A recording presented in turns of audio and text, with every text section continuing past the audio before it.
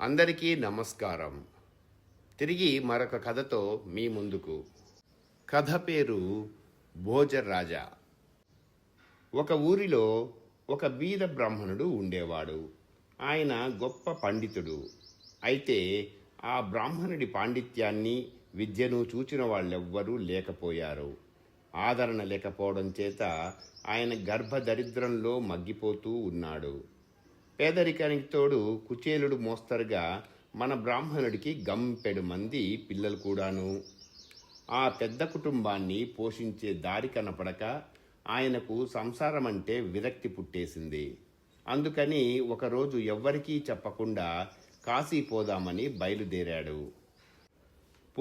పోయి బ్రాహ్మణుడు కొన్నాళ్లకు ప్రయాగ చేరుకున్నాడు. ప్రయాగ పేరు పొందిన పుణ్యక్షేత్రం. అందులోనూ అక్కడ గంగా, యమున, సరస్వతి అనే 3 నదులు కలుస్తున్నాయి. ఈ 3 నదులు కలిసే ప్రదేశాన్నే త్రివేణి సంగమం అని అంటారు. అసలు ఈ 3 నదులు దేనికదే చాలా మహిమ కలవి. అటువంటప్పుడు 3 ఒకే చోట కలుస్తున్నవంటే ఆ మహిమ ఎంతటిదో ఎవరు చెప్పగలరు? ఎవరైనా మనస్సులో ఒక కోరిక కోరుకొని ఈ సంగమంలో పడి చచ్చిపోయినట్టయితే మళ్లీ జన్మలో ఆ కోరిక తప్పక నెరవేరుతుందని ఒక వాడుక కూడా ఉన్నది. ఈ నమ్మిక అలా ఉంచి పుణ్యం ఆర్జించాలనే ఉద్దేశంతో దేశ దేశాల నుండి వేలు జనం వచ్చి ప్రతిరోజున త్రివేణిలో స్నానం చేస్తూ ఉంటారు. ఈ జనాన్ని చూసేసరికి మన పేద బ్రాహ్మణికి కూడా ఇక్కడ స్నానం చేసి పుణ్యం ఆర్జించాలని బుద్ధి పుట్టింది. ఈ జన్మానికి ధనం ఎలానూ లేదు, పుణ్యమన్నా అర్జిద్దామని అతని ఆశ. ఒకనాడు ఇలానే ఆయన స్నానం చేయడానికి వచ్చేసరికి నది ఒడ్డున 4 అమ్మాయిలు అగబడ్డారు. వాళ్ళు కేవలము దేవలోకం నుంచి దిగి వచ్చిన గంధర్వ కన్యలా అన్నంత అపురూపమైన అందంతో వెలిగిపోతున్నారు. వాళ్ళ అందం, ఉత్సాహం ఏదో ఒక గొప్ప పని చేయబోతున్నట్టు కనబడే వాళ్ళ ప్రయత్నము బ్రాహ్మణుడిని ఆకర్షించాయి. వాళ్ళు మెల్లిగా నదిలోకి దిగి అలా నీటి లోపలికి పోతూనే ఉన్నారు. వాళ్ళు కొత్త వాళ్ళు కావడం చేత నీటి లోతు తెలియకదేమో అనుకొని బ్రాహ్మణుడు వాళ్లతో, ఇక లోతుకు పోబోకండి, మునిగిపోతారు అని హెచ్చరించాడు. ఎంత లోతుంటే మాత్రం మాకేం భయం, మళ్లీ జన్మలో నెరవేరటానికి గాను కోరికలు కోరుకొని మునిగిపోవడానికే వచ్చాం అని ఆ అమ్మాయిలు నవ్వుతూ త్రివేణి మహిమను చెప్పారు. పేద బ్రాహ్మణుడు ఆశ్చర్యంతో వాళ్ల వైపు చూస్తూ నిలబడిపోయాడు.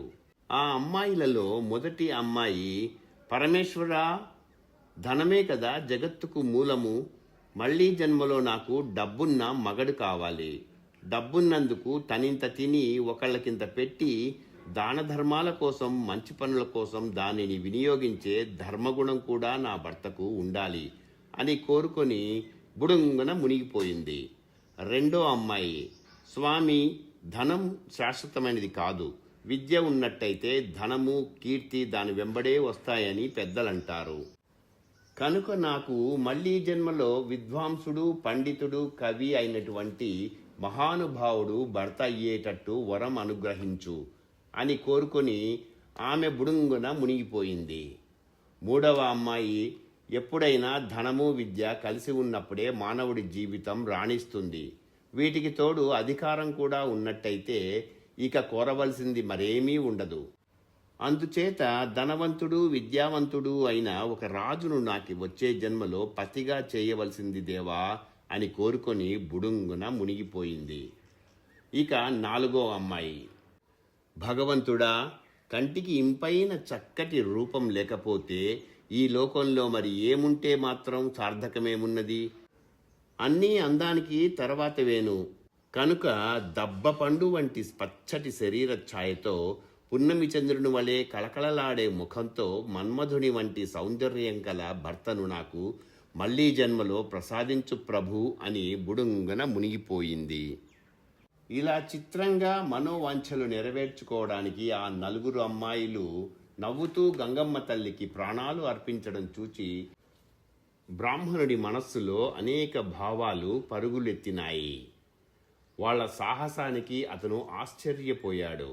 అతనికి కూడా ఏదో ఒక కోరిక కోరుకొని చచ్చిపోదామని ఆలోచన కలిగింది. అయితే ఏ కోరిక కోరుకోవాలి? ఈ జన్మంతా తను దరిద్రంతోనే బాధపడవలసి వచ్చింది కనుక మళ్ళీ జన్మలో ధనవంతుణ్ణి కావాలని కోరుకోవాలా, లేదా ఇప్పటి మోస్తరు గయ్యాలి పెళ్ళాం కాకుండా అనుకూలవతి కావాలని కోరుకోవాలా? బ్రాహ్మడికి చాలాసేపు ఏదీ తెగలేదు. ఇంతలో అతనికి ఆ అమ్మాయిల కోరికలు జ్ఞాపకం వచ్చినవి. అయినా ఇంత ఆలోచన ఎందుకు? జీవితంలో మానవులు కోరవలసినవి అన్నీ ఆ నలుగురు అమ్మాయిలు కోరారు కనుక తనకు శ్రమే తప్పింది అని అనుకొని ఆ పేద బ్రాహ్మణుడు అంగాస్త్రం నడుముకి బిగించి నదిలోకి దిగాడు. దేవా, నాది ఒక్కటే చిన్న కోరిక ఉన్నది.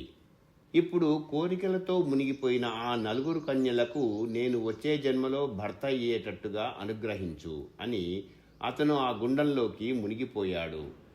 వాళ్ళ కోరికల ప్రకారం మళ్ళీ జన్మలో ఆ అమ్మాయిలు నలుగురు 4 రాజకుటుంబాలలో జన్మించారు. బ్రాహ్మణుడు ధారానగరంలో సింధుల మహారాజు కుమారుడిగా పుట్టాడు. ఆయనే మన దేశంలో కీర్తి గడించిన భోజ మహారాజు. ఆ నలుగురు అమ్మాయిలు సుగంధి, పద్మగంధి, కనకవతి, చంద్రప్రభ అనే పేరులతో భోజమహారాజుకు రాణులయ్యారు. ఇంతటితో కథ సమాప్తం. ఈ కథ మీకు నచ్చినట్లయితే లైక్ చేయండి, కామెంట్ చేయండి, షేర్ చేయండి, సబ్స్క్రైబ్ కూడా చేయండి. తిరిగి రేపు మరొక కథతో మీ ముందుకు వస్తాను. అందరికీ ధన్యవాదాలు. ఇక సెలవు.